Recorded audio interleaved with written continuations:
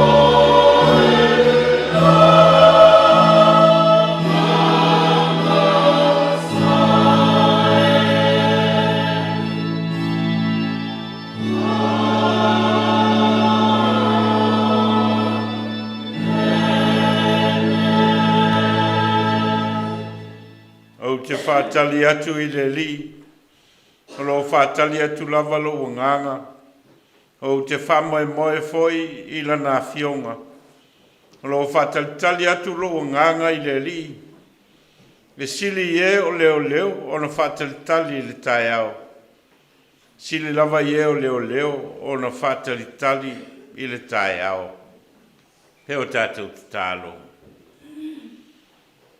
O lo fale mai lau whanau I lo malu I nei tai au. E na ua e whawhango ina mai lo mātou ola I la mātou malo longa o le pō ma vai. Na ua mātou mōri mauina foi lo mātanga o fia o le nei aso fau. Ua e whao pōpo mai I le soifua ma le ola o lau whanau. A ua mātou ulu fale mai lo malu o le tāpua inga ma le whanetanga. O la mātou nganga whawhetai I lau a fio o la mātou tama. O no loa lofa ma lo whamaoni. A ngao ma le ato toa I mātou o tangata. Mātou te whamoe o le pai mai o lo nganga pa ia mo I mātou. E te ina ai o mātou nganga tāpua. Ia mātou whai ai le tāpua inga I le nganga ma le whamaoni. Ai ai o tu lava o se vi inga I te oe o le atua le tama le alo male nganga pa ia. Amene. Vi inga I le atua le pese se lau sifu male lua.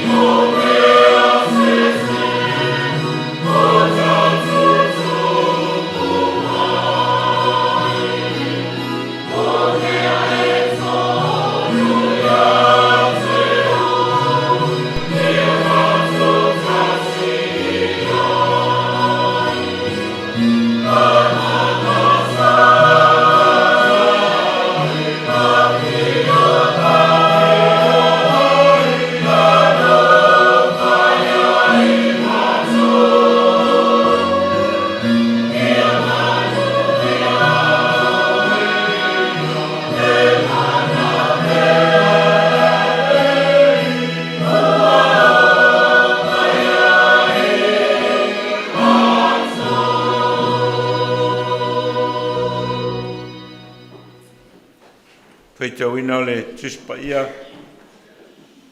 Tus whiwhilia mo le aso mo mai i le whenga inga fau. E vangalia mātaio. I non tāu po esfuru maliva. Tātou te whaitau whewa wat. Mai le whaiupu mua mua e whangata mai le whaiupu esfuru malilima. Mātaio i non tāu po esfuru maliva. Whaiupu mua mua e whangata mai le whaiupu esfuru malilima. Tātou te whaitau whewa wai ai. Ua whaiwa Iesu o ia upu o na tuuale e ia o Galileia. Ua o atu i le lau ele ele o Iutaia i talatu o Iortana.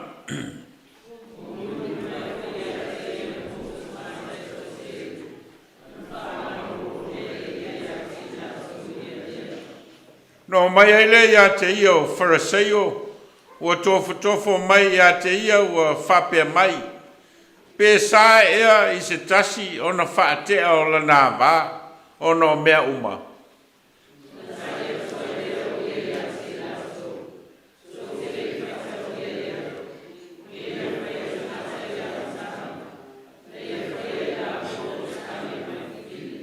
Na ia wheta laia ne foi. O le mea lea tu uai e le tane o lana tamā malona tina. Ai whaatasi malana wā. O nā mea leo i la ua o le tino e tasi.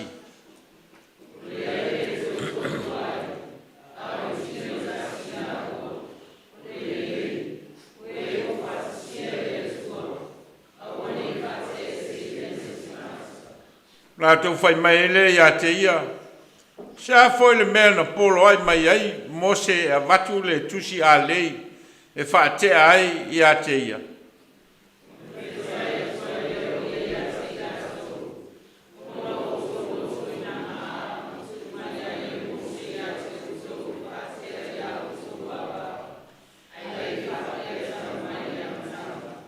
O te whai atu fo i a te utou, ai se whaatea i lana wā. A o le muri lua ia, ma whai a wā i se tasi ua muri lua ia.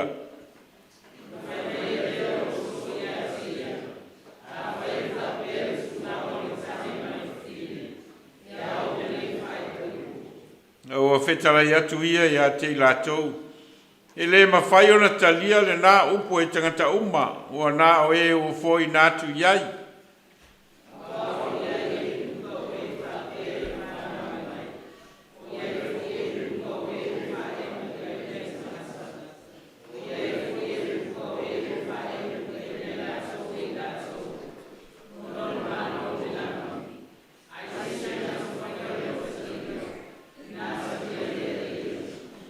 Ona mai ele ia te ia o tamaiti. Ina ia whae e ona ao ia te lātou matatalo.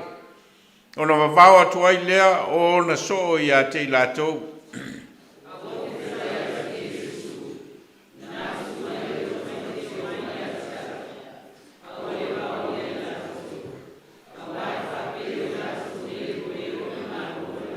Malwhai upo sifu male lima.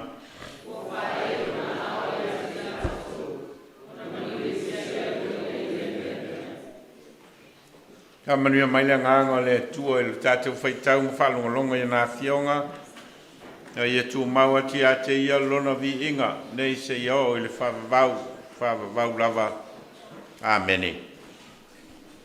I inga i lima tātou to e pese ai. Lima le. I inga tātou to e pese ai.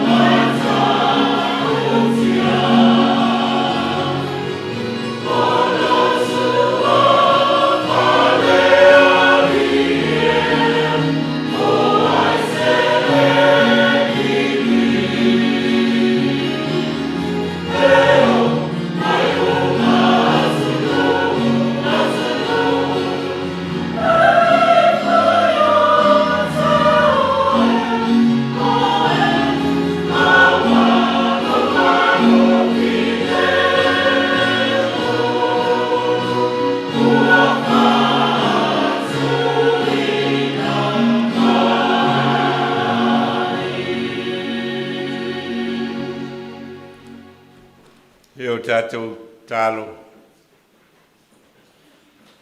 Pa ia lavalau a fio le atua o le na whaia le langi ma le langi. Ma lunga le mea e te fio ai. Ma malu foi ma silisili ese lau a fio. A wa mātou whātua ola o lo e a fio i le menei. Wa lau fio lavana e feta lai e ala i lo lava alo pele o Yesu Keriso o le mea i aile to lua po le to tolu i lo suafa ua iei whātasi ma oe. O mai whātasi lau whanau ma lau e kalesia o itu tino lo tino Keriso i le nganga o le vi inga ma le whanetanga e whaafo i atu e ou tangata whātua tua i lau fio ono loua lofa ma lo whamaoni. Le vai aso fe au mga luenga ma tiu te mawhaiva sa ngalu lue ai ou tangata a sa mua au mamuli au lau fio i teimi uma o lo matawola. A e fwai mai ai mātou le malosi o mātou tino, le malosi o mātou mawhauwhau, o le malosi foi o lo mātou wola whale nganga.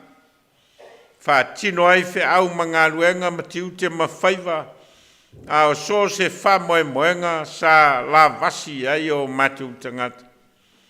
Nea lava ua wha tau nuu ina e lo lofa malo wanga le lei moi mātou. A le whetalo loa i foi o tangata o le whai malanga atu ma le toe taliu mai. Ona o wha moenga o a inga ma whanau.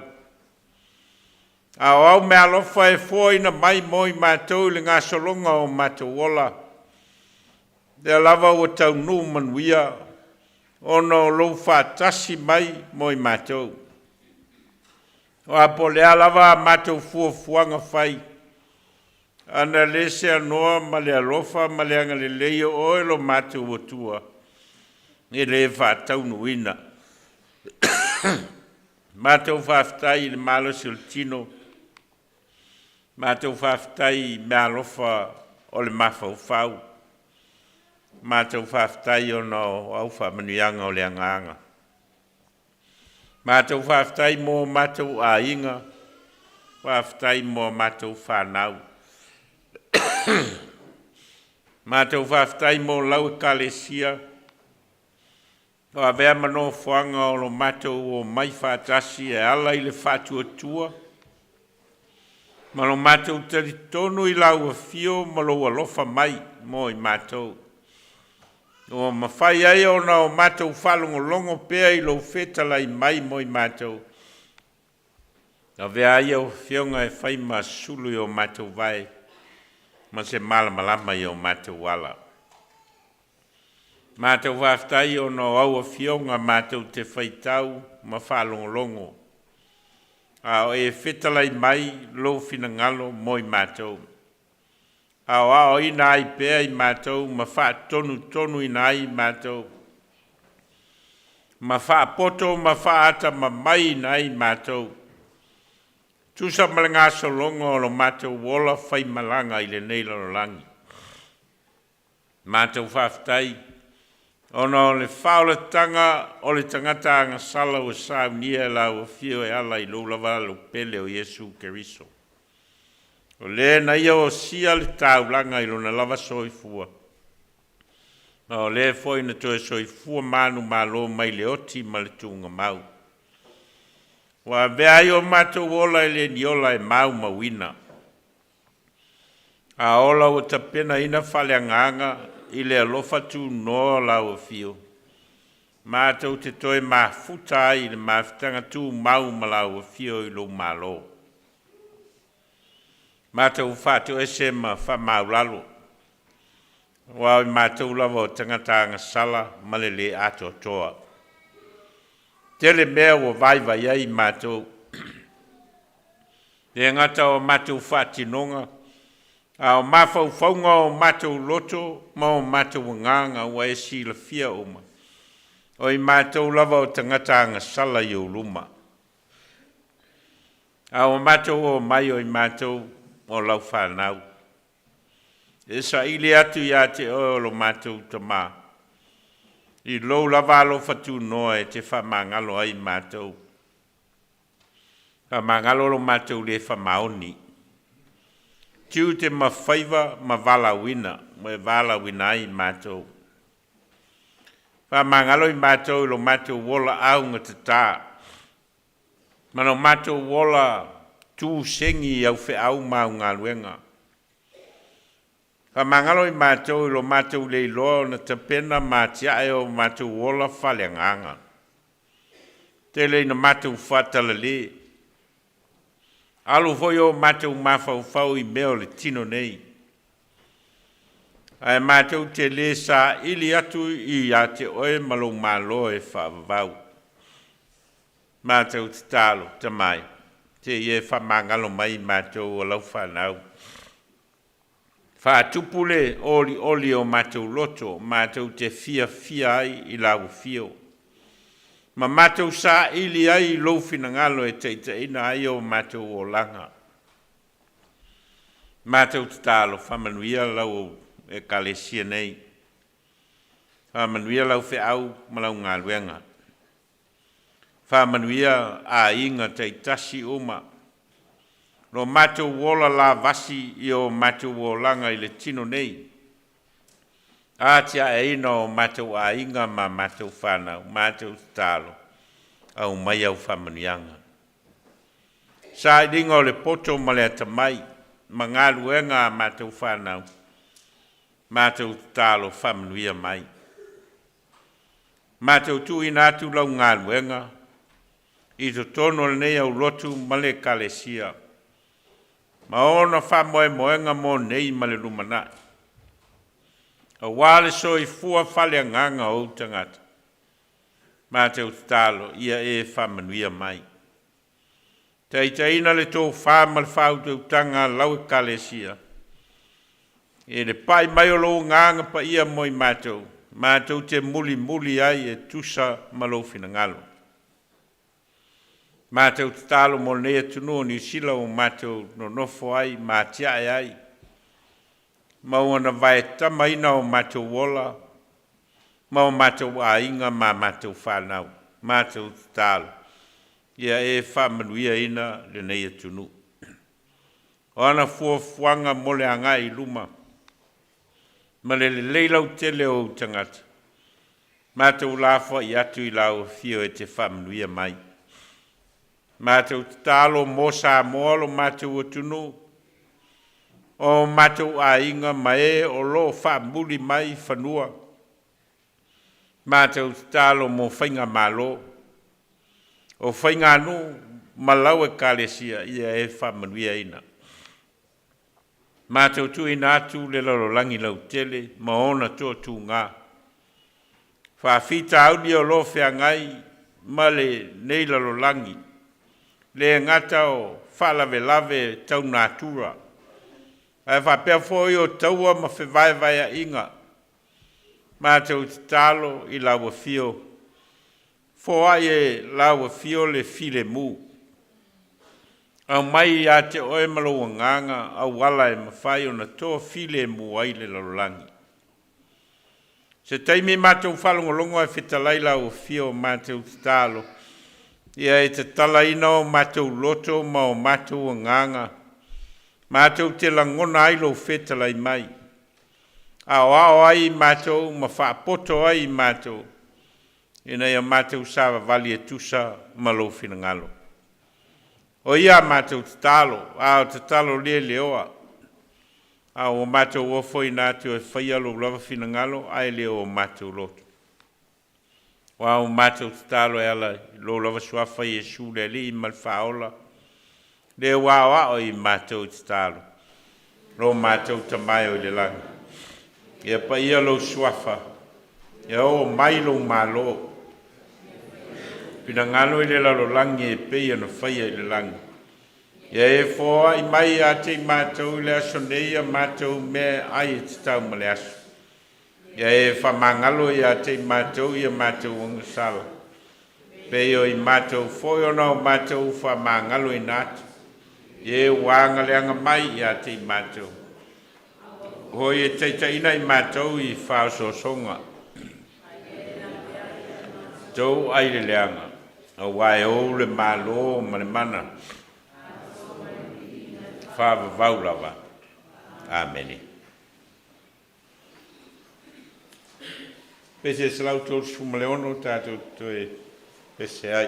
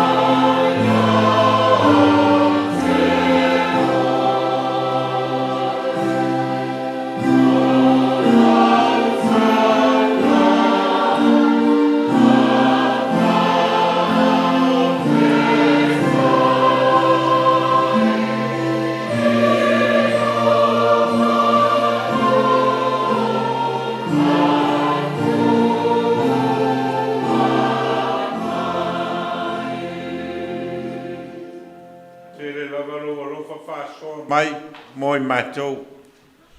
O whamanuianga foi i tiu te mawhaiva ma le ola ngā lulue o lau whanau. Te le lawa au whamanuianga o e fōai mai.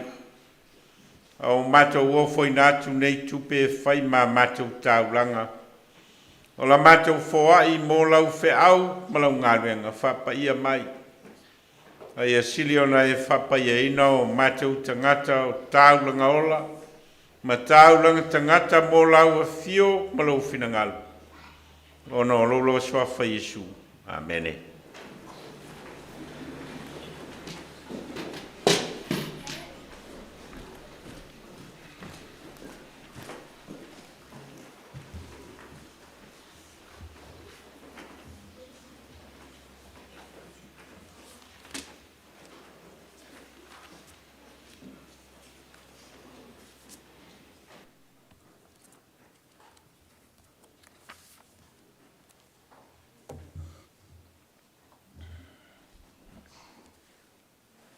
O te moai whatalo whātiu le tātou o lotu male kalesia, mā lole so i whamaua male langi e mā. Whatalo whātu fōi a inga mauo mai o mawhai on tātou whaitapua inga whātasi nei tae au no whamoe moenga o a inga mawhanau. O mawhai ai o na whai malanga mai.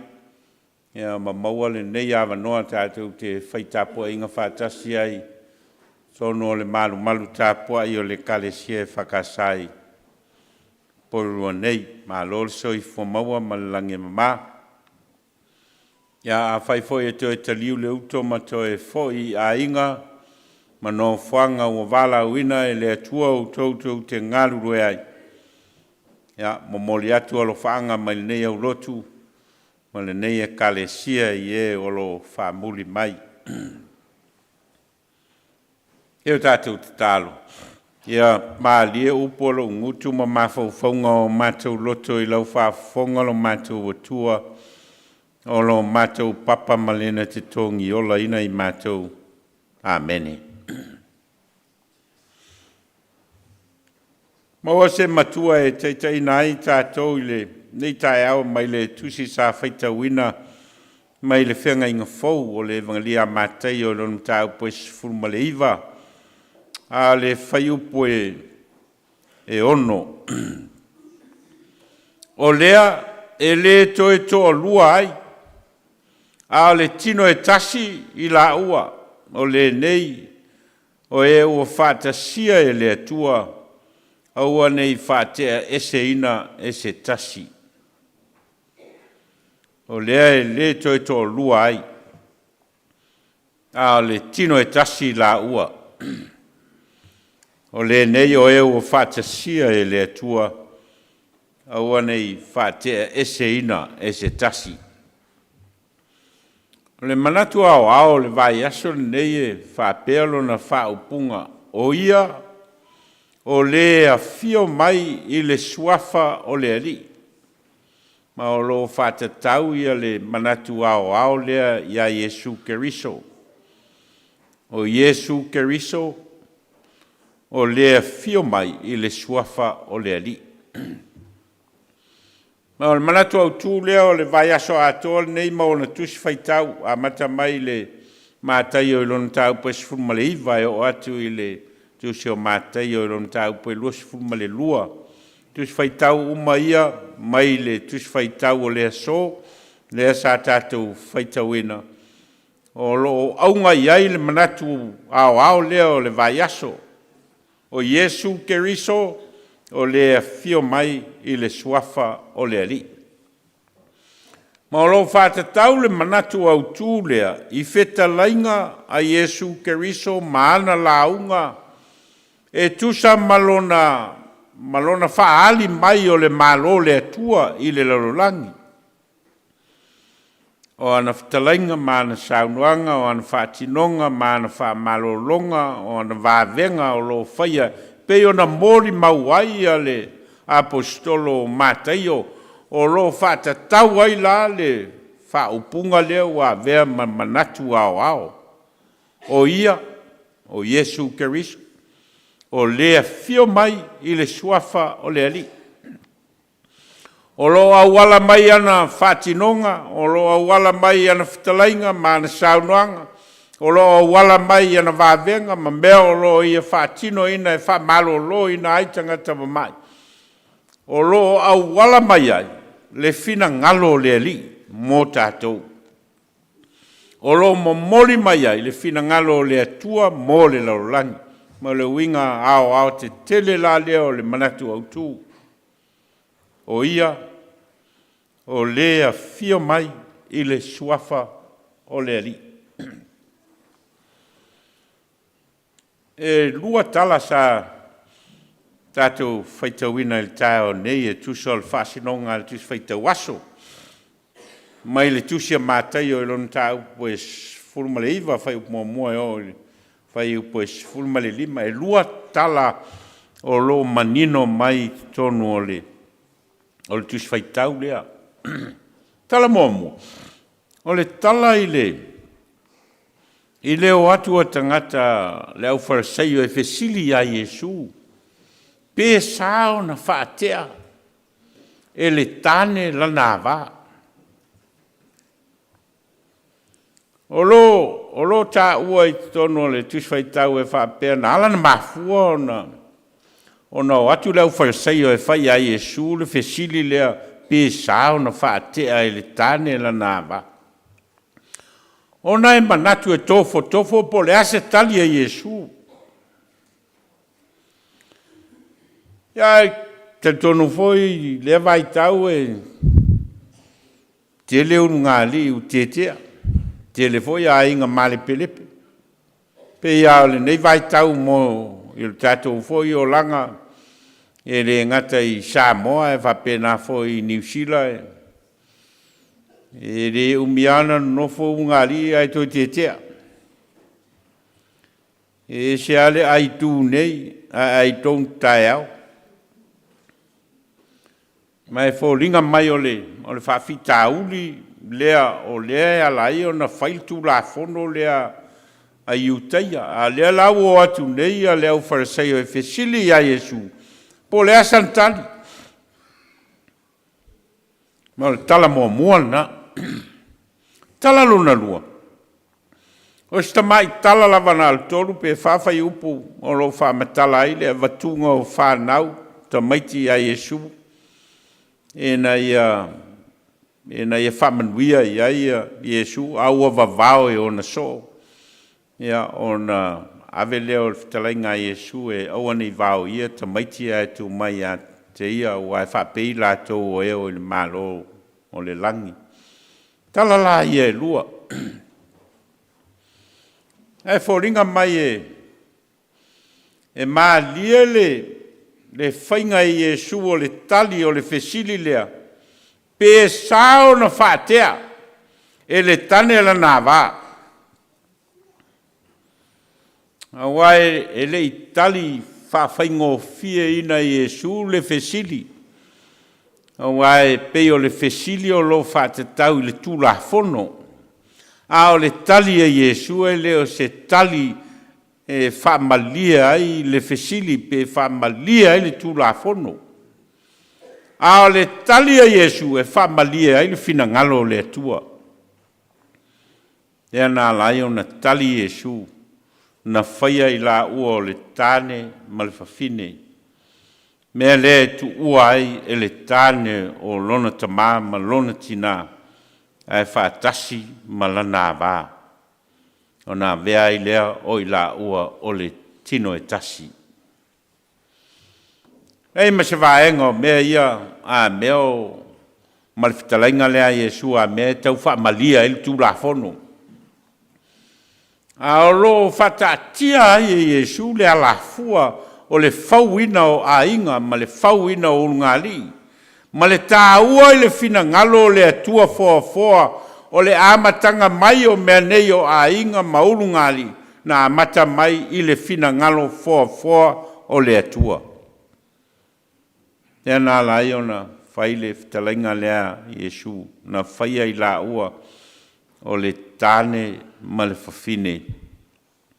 o le finangalo foa leo le atua, pe on tātou loa I tala o le foanga, ina ua whaia e le atua le ulua I tangata o le tāne ma le fine. O le finangalo leo le atua, ma o le amatanga mai leo unungali. Le amatanga mai leo le ulua I unungali, o le ulua I ainga, o le amatanga mai leo le fisota inga o tangata soifua na whaia le atua, o le fisota inga I le vā o le tāne ma le fine. Tā ua I o le whainga I Yesu o le tali. A wāua whatatia I Yesu le ala fua o mea nei o ainga ma le whausanga o ainga. Ma le whata ua ina I tangata. O le whausia o ainga maunungari. Tā ua I o le tali lea Yesu. A wai ave ese a toa ai le mawhauwhaunga o tangata. Po le mawhauwhaunga po le tūpawali. A meo se mea whainga o fie. I o le whatea ino le awa. A o loi na umale fia whai awai. Yesu ele si awa fau. Po linga mai o le itoa inga o langa le sa o lai tangata. Po linga mai foi o le whainga o awa. O se mea e sa ili ai feso ta inga o a inga ma le sai ta inga o ngawhama. Ai ma se vaenga o mea ia o lo ta ua I Yesu ina ua tali Yesu I le fesili lea a le au fariseio pe sa. O na whatea e le tāne le nā wā. Ma Yesu na whaia I la ua. O le tāne ma le fine.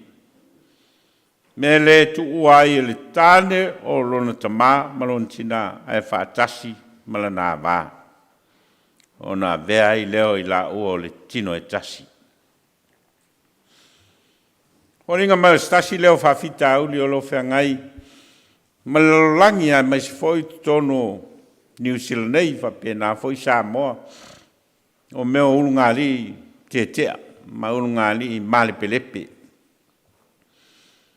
Ona whalo lo leo whanau, ma tau sa ili po wheni no whanga e mwhai ona tu ai whanau.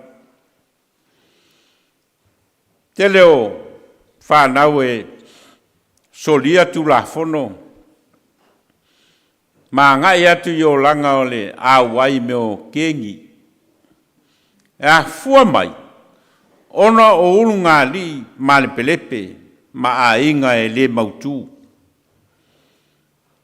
Mai whoringa mai o le aunga leo le tali a Yesu. Ina ia mauti noa e ulunga li. O le amatanga leo mea alofa le atua e foa I mai I le lololangi. Tono le mele na ala ion whatatia e matai o le tala mua. O le tala I le whinaunga I le whatea ma le whatea o ngali e le tāne o la nāwa. Ai so ai loa ma le tala I whanau. Ma le whtalainga a Yesu aua nei vāo ia I lātou. Tuina mai I lātou, au ai whape I lātou o le mālo o le langi. Sila iai le whatatianga e mātai o tala ia e lua. Ma le anga maasani o loa au mai ai le soifua o tātou o tangata. Ma le ngaso longa o tātou o langa. E o malonta maiti, tangata mātutua, urungali, toi whaasolo foi leo le tamilonga, toi mai foi ista maiti. Ia toi whaasolo atu foi le mātutua, maanga ea, toi whai foi a inga, pe o le cycle lea, pe o le tavilinga lea, ma le fina ngalo foa leo le atua. Lea e fausia ai a inga ma fausia ai whanau ma atia ai tangata ola o le tamilonga lea. O le alafua lea, o le whawai lea. O le mele ana fina ngalo ai le atua foa e fau ai a inga ma fau ai tangata. Ma ngai ai luma le fisota inga I le vāo tangata ma le atua. lei whaingofia o na tali Iesu i le fesili lea. A o le fesili lea. O se tasi o fesili o loa vea ma whawhita auli le soifuanga o tātou o tangata ola. O le vao o ngari. Lea laua pai e Iesu lan tali lea i le tu fesilia leo farseio. Na whaia i la ua o le tāne malfifine. Mea lea tu ua i le tāne o lon tamā ma lon tina e whaatasi ma lana wā. O nā vea i lea o i la ua o le tino e tasi. O whaupunga yo, whaupunga mai le tusio kenesi. Whaupunga o tala o le fuafuanga. Whaupunga e whaamatala ai le fina ngalo le atua na alai ona fuafua le tangata ola. Ma whau ai mea nei o a inga, ma whisota inga il vao tane, ma whawhine. Ma awala mai ai mea alofa le atua o whanau e fōa i mai le lolangi. Ma nino le leilava le whatatianga e mātai o mea ia e lua, ma tala ia e lua. Ma le soso onga o le tali a Iesu i le fesilia le uwhaisaio. Ma le vatunga o tamaiti a Iesu ai vavao.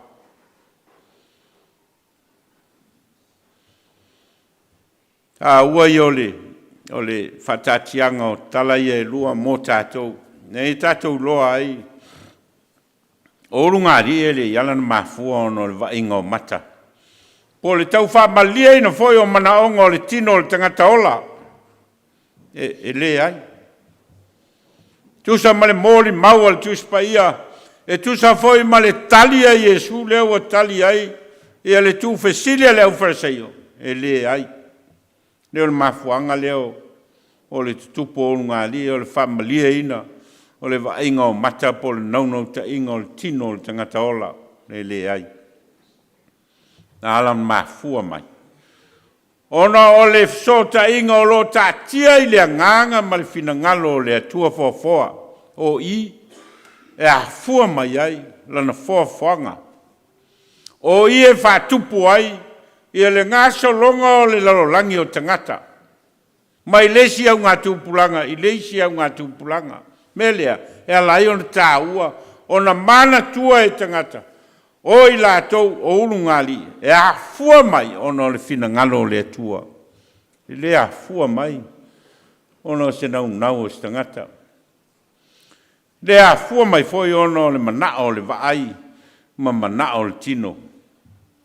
Ai a fua mai, ona mea lofa le atua o fua i mai mo le tangata ola. Tali lea Iesu, o se tali e lo loto mo tātou, ma whai e on tātou iloa, tono a inga ma maftanga whaurungali, le tā ua o le whawhanga le atua, whawhua ai le lo langi o tangata, e a fua mai i. E a fua mai i le whausanga e le atua o le tāne ma le fine, e atia e ai le uruai urungali, atia e ai le uruai a inga, atia e ai le uruai whesota inga o tangata soifua, e ma whai e ona whaau au le whawhanga le atua le neilo langi.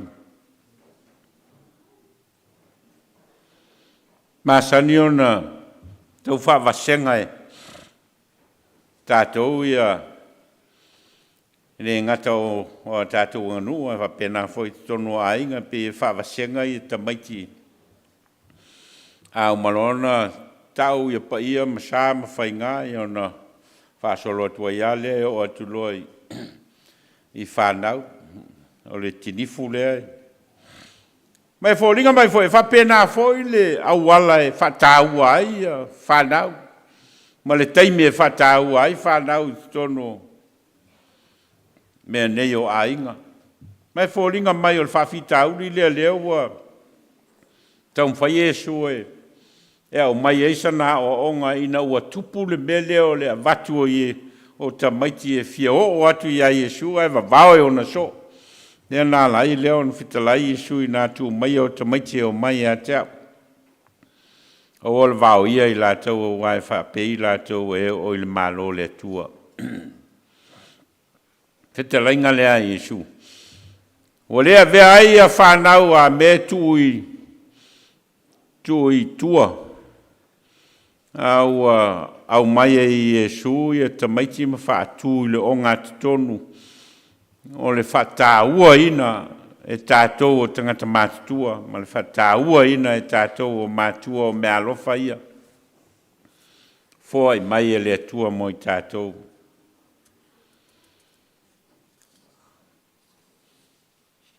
Te leo whanaua, pe on tātou wāwai ia tau TV, ma le te leo soli ngā tūla whono lo a fia ai whanau. Ia o le tere lava o whanau e a fia i soli ngā tūla whono ia o whanau e tu tupu mai tono o mawhitanga whauru ngā li i male pelepe. Ma te tono a inga ua leo toe mafuta ma le aise mautu o mātua ia o ta māma tina ia o na tu whaulo leo whanau. Ia o lava i Samoa leo a tātou i lolo i aile ia le au nanga voile tau o le victim support ia po le tō manga o tangata pōpua ngatia. Ia o lo o ia whanau ia malatou vaia ia whanau. Ai ala ona mafua mele. E le ona o whanau.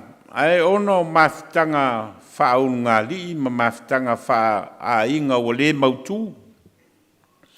Ma o le mawhai ona avea ma whaavae o le nofoanga e atiae ma whawhailele ma tapena ai le o langa o whanau. E alai lao na mafua ia le whawhita auli lea. Ma o se whawhita auli o lea o lo tau fofo te tono o New Zealand nei. Le laua tali e su mua. O lana tali e winga i ungali. Lona lua, o lana tali e winga i whaatinonga o lo whaatinoa i e nganu. Ma whaatinoa i a inga ia le tū mamao whanau. Au mai e Iesu ia whanau ma whaatū o ngā tonu. Whai ai leo lana whitalainga lea.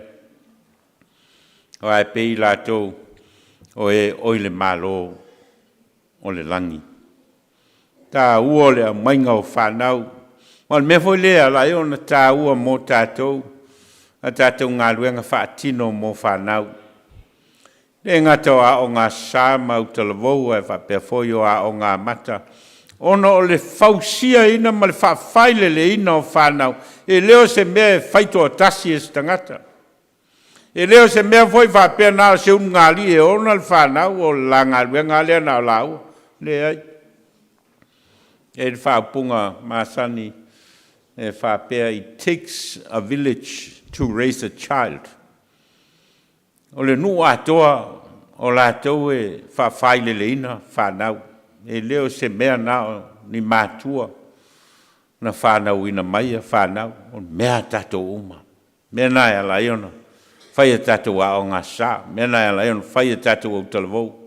Mea nai ala iona. Whai a tātou a o ngā mata. Mea nai ala ai o na longo pea i talinga o mātua mauru ngā li. E tā ua le ola whale anganga. Ma le whai lele ina o whanau. I le whina ngalo le atua.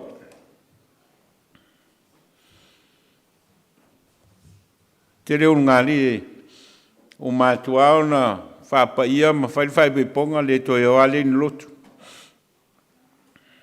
Tifal tangata ia le mea o lau o tifai. E whana nau mai whanau. O lau o le māsani o ngā li e o lotu.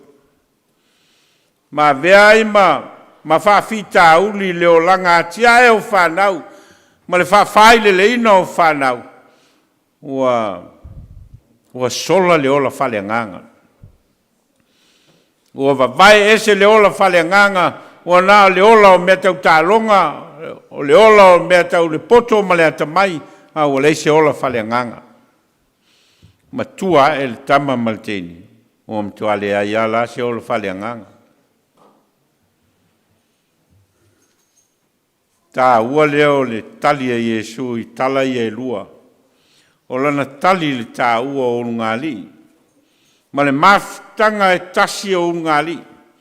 Ina ia mautūlo la te tonunga o i la ua o le mea lofa o le anganga, ma le fina ngalo fōa o le atua. Mo ala ai ona whaatupo e le atua le alofa ma le anga le lei. Ina ia vea ma whaavae a tia e ai. Lona fina ngalo fōa mo le angai mai o au ngā tūpulanga i le lolangi. Tā ua la, tā ua o ngari. Tā ua le mafutanga i le wāle tane ma le fine. Tā ua le whaatū mau o le alofa ma le anga le lei. Tā ua foi mai te tonu o mafutanga whaolungali le atia e ina o whanau ma lo latu wola whale nganga. Tā ua.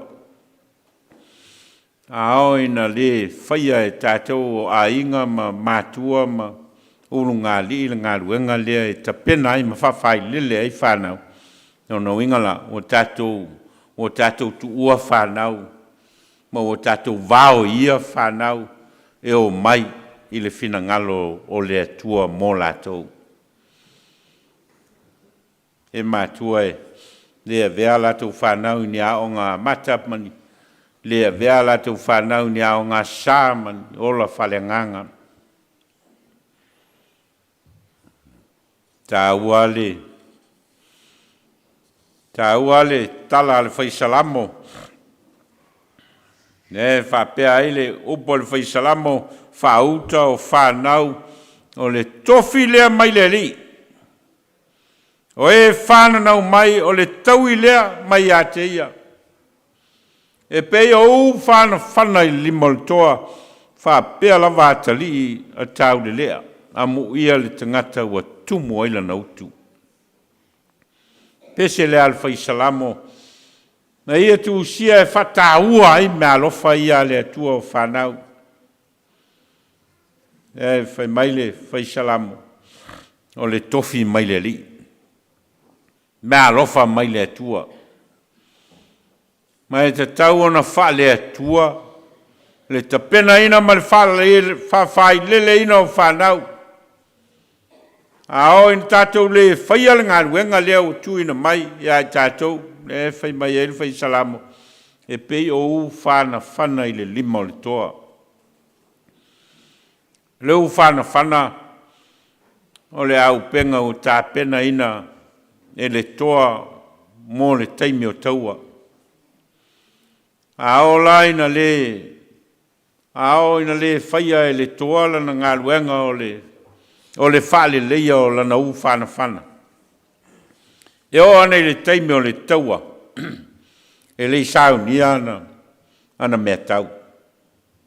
Pape nā tātou o mātua maungali i mea alofa tangata o fōina mai. A o ina le tapena ina atu, i a tātou whanau a o iti o atu ina mātua, o le mawhai ona whea ngai la tau mwhawhita au leo langa.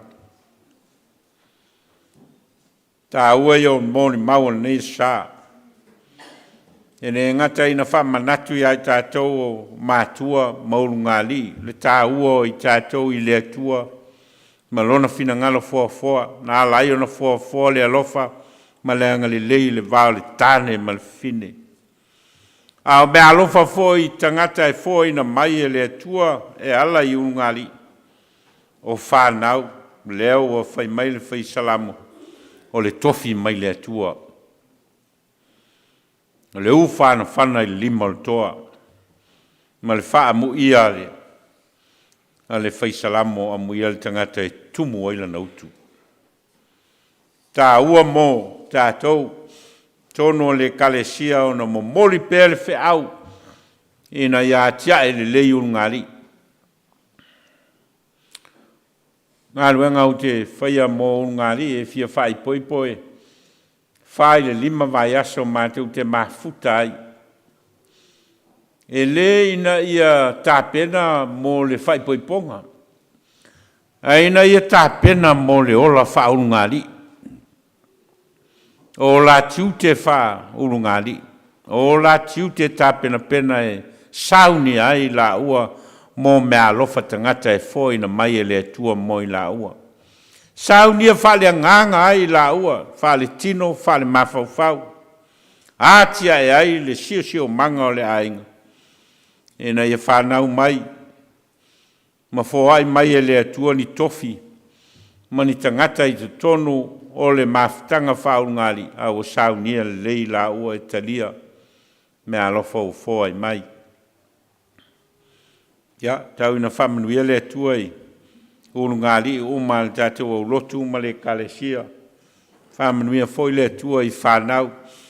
O tofi ma mea lofa tangata o foi na mai e le atua. Tono o tātou mafutanga wha ulungali ma mafutanga wha ainga. Heo tātou tālo. Mātou whalongolongo lava male manino i lo whetalai mai. Ma le whata ua ino mātou mafutanga wha ulungali. O mātou mafutanga wha mātua ma whanau. O mātou tiute ma whaiva whale kalesia e atia e ma whawhai lele ai o tangata. Mātou talo, ia e whaaloto te tele ina i mātou. Whaaloto tele ina foi lau e kalesia mātou te ngaru lue ai. E na ia manuia ma le lei tangata ua e fōa i mai. Wau mātou talo e ala i lo suafa Iesu. Amene.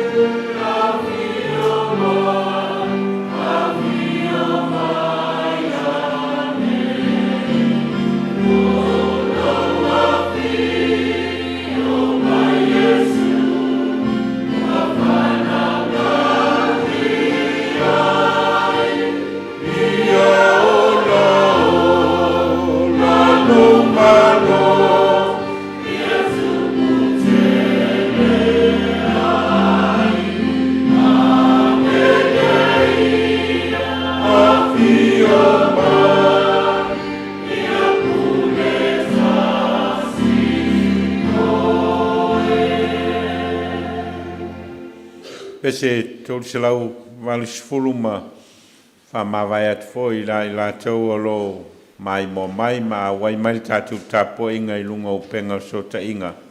Tolu se lau wali sifulu pese.